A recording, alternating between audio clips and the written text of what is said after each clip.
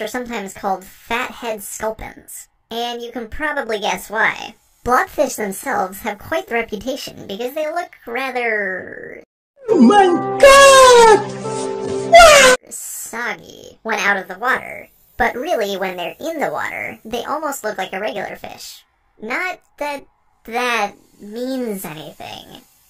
What sets blobfish, and the fathead sculpins in general, apart from other fish has to do a lot with where they live.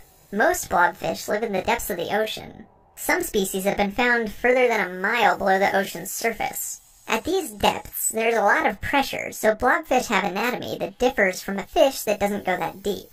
For starters, blobfish don't have a swim bladder. Most fish that live closer to the surface have a swim bladder, which is basically just a gas-filled sac that helps a fish control its buoyancy. If blobfish had swim bladders, they would implode, so instead their bodies are blobby and have a density that is slightly less than water, so they kinda just float along the bottom of the ocean. Think something kind of like a human walking on the moon? This floating lifestyle is perfect for the blobfish because they sit and wait for prey. Most of their life consists of hanging out on the seafloor and sucking in prey as it passes by. At least, that's what we think anyway. Animals that live that deep in the ocean aren't exactly easy to study, and most of what we know about blobfish comes from the dead ones brought up in fishing nets. Something we do know from studying them in their natural environment is that they lay large masses of eggs on top of deep-sea plateaus in areas with warmer water temperatures. These warmer temperatures could help the eggs develop more quickly, though different species have been observed to develop at different speeds.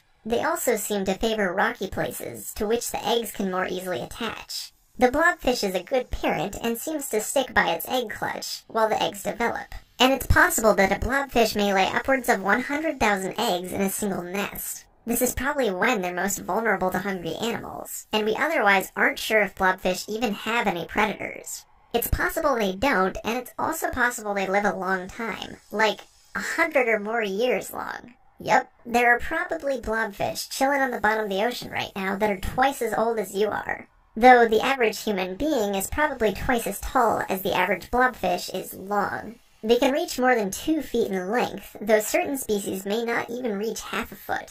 When they come up to the surface, they actually puff up to larger than they would be in the abyss, because all that pressure they're used to doesn't occur on dry land. That's part of why they look so gelatinous when they're up here. This blobby form has helped to land them the title of the world's ugliest creature. Though I think some people would contest that, because these guys even have plushies made of them.